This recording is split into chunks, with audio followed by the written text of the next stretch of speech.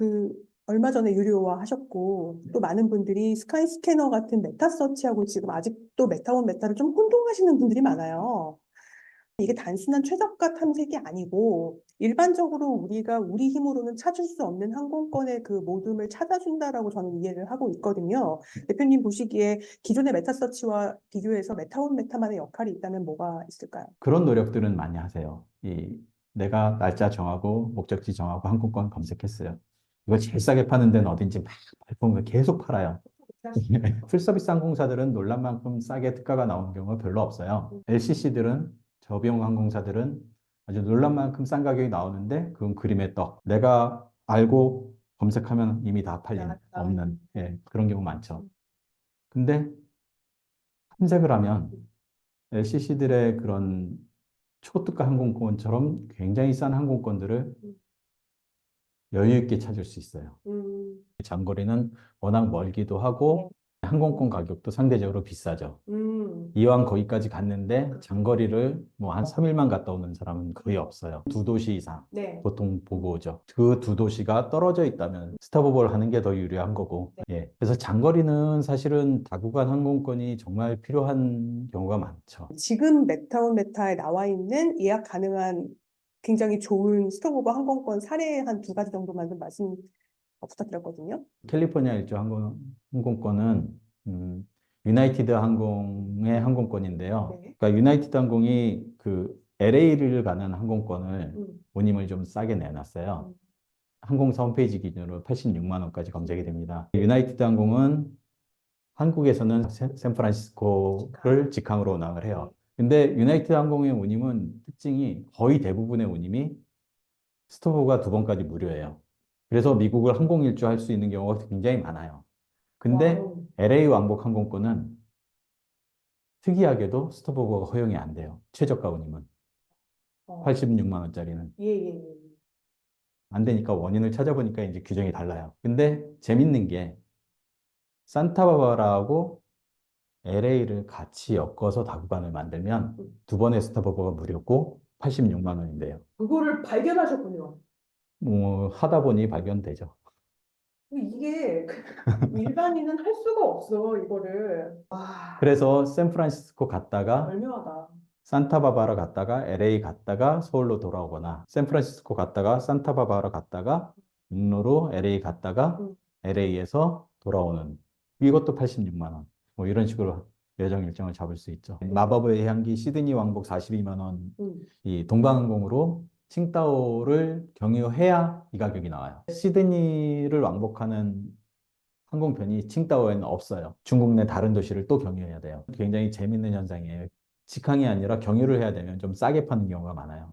그래서 상하이에서 시드니 왕복하는 항공권을 동방항공이 비싸게 팔아요. 근데 칭다오에서 시드니 왕복하는 건 싸게 팔아요. 상하이를 경유하든 난징을 경유하든 어쨌든 다른 도시를 경유하니까 싸게 팔아요. 그렇다고 경유하는 항공권을 항상 싸게 파는 건 아니에요. 유독 칭다오에서 시드니 가는 게 싸요, 지금. 서울에서 칭다오 왕복하는 것도 싸요. 그러니까 그걸 결합해서 하면 희한하게 유료할증료가 싸져요, 또. 그러니까 이런 가격이 나오는 겁니다. 그래서 이걸 설명하기 힘드시니까 마법이라고 하신 거군요. 예, 맞습니다. 이제 이해가 갔습니다. 이제 에티하드 들어가서 스톱오버 그 제도를 보면서 아까 그런 호텔 혜택을 주는 스톱오버 항공사가 또 있나요? 한국 항공사들이 대부분 그런 혜택을 다 제공합니다. 에어 아스타나. 에어 아스타나도 거의 공짜에 가까운 가격, 뭐, 10,000원 안쪽이었던 것 같아요, 제 기억에. 에티하드나 카타르 항공이 대표적인데, 스탑오버 할 때 아주 좋은 혜택을 줘요. 그러니까, 에티하드는 이제 무료로 호텔 2박을 제공을 하고, 더 좋은 호텔 자겠다 그러면, 유료로 좀 더 비싼 호텔을 좀 싼 가격에 묵을 수 있어요. 그리고 카타르 항공은 무료는 없지만 예를 들면 5성급 호텔 4박을 해도 한 100불 정도밖에 안 돼요. 5성급 호텔이. 이제 5성급 호텔도 급이 좀 나눠지더라고요. 거기서 럭셔리 스탑오버라는 게 또 따로 있는데 그런 거는 이제 조식까지 포함해서 5성급에서도 정말 좋은 호텔들. 그 호텔들이 에티하드가 무료로 제공하는 호텔들보다는 좋아요. 예를 들어서 에티하드, 뭐 아부다비에 2박 머무르고 이런 거는 그 짐을 찾았다가 붙여야 되는 거죠? 어떻게 해야 되나요? 그 스톱오버가 발생하면 아마 연결을 해주지 못할 거예요, 항공사에서. 그럼. 24시간 이상 벌어지면 이 경유 그렇죠. 시간이 짐의 분실 위험도 있으니까 찾는 게 맞고요. 네. 경유지에서 밤을 지새는 경우에는 24시간 안쪽이라도 찾게 하는 경우가 더 많을 수 있어요. 경우에 따라 다르겠군요. 예, 항공사마다 다 달라요.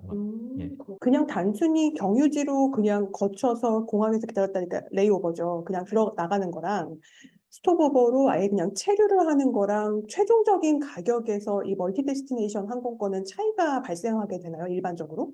그렇죠. 어, 항공권 가격을 결정할 때 예, 예. 이 여러 가지가 있는데요. 항공권은 이제 결정할 때 운임이라는 게 있고요. 네. 여기서 여기를 가는데 편도 항공권이면 운임을 얼마를 받겠다. 그럼 그걸 정해 놓는 거고요. 부킹 클래스마다 조건에 따라 다 달라져요. 이걸 이제 베이스 페어, 기본 운임이라고 해요. 그리고 두 번째는 세금이 있어요.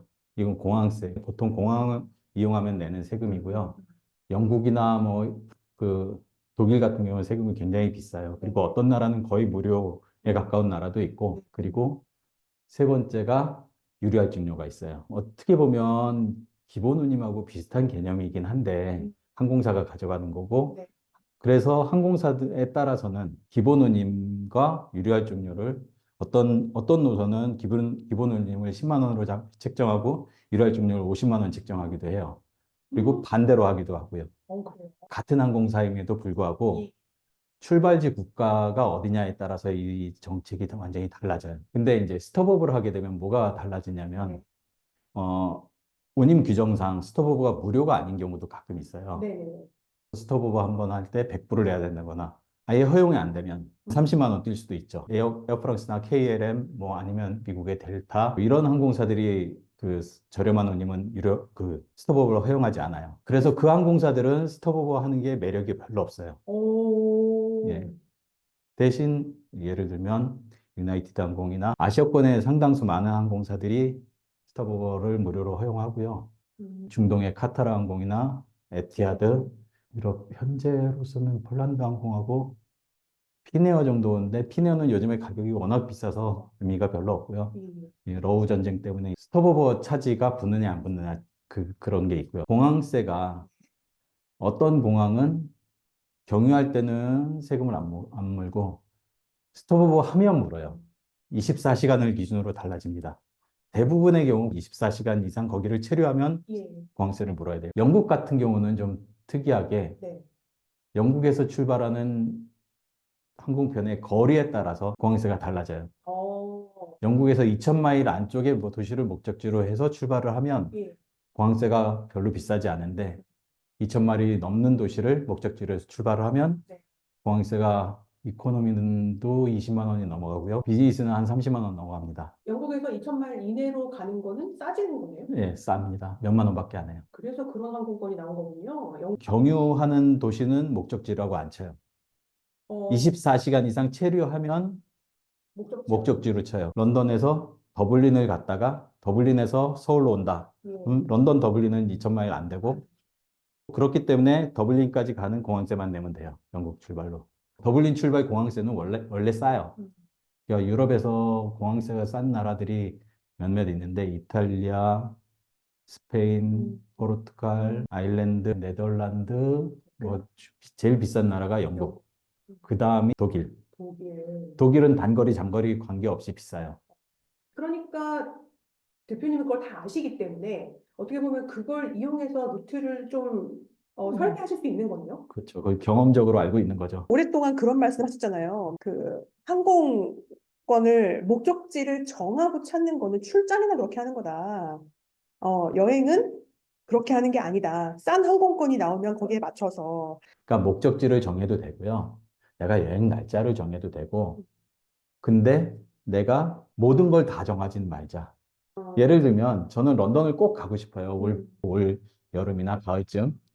그러면 틈나는 대로 탐색을 하는 거예요. 런던 가는 항공권이 언제 좋은 게 나오는지. 이제 동방항공으로 한 60만 원짜리 왕복 항공권이 있다. 근데 뭐 경유 시간도 길고 나는 중국 항공사 별로야. 그러면 스킵. 그리고 또 에티하드로도 좋은 게 나오면, 뭐 괜찮으면 그걸로 끊으면 되고, 아니면 스킵. 이런 식으로 항공권을 찾으면 돼요. 뭐 메타 아주 찐 고객들이 많아요. 그분들은 그런 식으로 여행을 다녀요. 내가 가고 싶은 곳이 있으면 그곳으로 가는 항공권이 좋은 게 나올 때까지 기다려요. 당연히 그게 제일 좋아요. 저를 이제 개인적으로 아는 분들이 그런 얘기를 해요. 플라이트래프 메타를 알고 나서는 아주 나쁜 버릇이 생겼는데 웬만한 항공권은 눈이 차지 않아서 여행을 못 간다고 훨씬 더 좋은 항공권으로 여행 갈 수 있는데 사실은 항공을 제외한 다른 여행에서 들어가는 경비는 아끼면 품질이 나빠져요. 호텔도 그렇고 뭐 다른 모든 서비스가 다른데 항공은 아낀다고 해도 품질이 나빠지진 않아요. 예. 그러니까 예를 들면 옆에 앉은 사람하고 저하고 이 사람은 뭐 한 300만 원에 끊었고 저 60만 원에 끊었어요. 그런 경우 비일비재하거든요. 그렇다고 해서 이 사람 더 맛있는 거 주지 않아요. 받는 서비스 동일하고. 그러니까 싼 게 비지떡이 아니라는 거죠.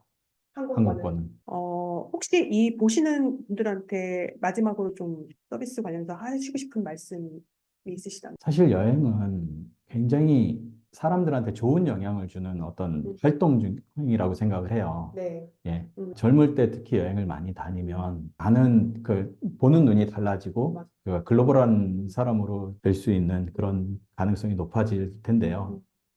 뭐 이스라엘이나 이런 나라는 사실 거의 대부분의 그 젊은이들이 이제 군에 가야 되는데 한 1년 정도를 군에 가기 전에 그 세계 일주 여행을 하는 게 거의 문화처럼 자리 잡았다고 하더라고요. 그 정도까지는 아니더라도 우리나라도 젊을 때 해외를 많이 나가서 돌아다녀 보고 오면 좋겠다. 젊은 친구들이 여행을 가기 힘든 이유 중에 하나가 비용이 많이 든다는 것도 크게 작용을 하는데 항공권은 여행에서 차지하는 비중이 굉장히 높아요.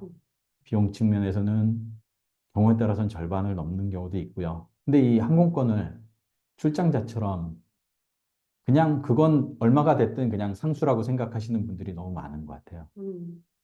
여행은 출장이 아니기 때문에 내 돈을 아껴가면서 항공권을 찾을 수 있다면 그러면 여행이 풍족해지죠.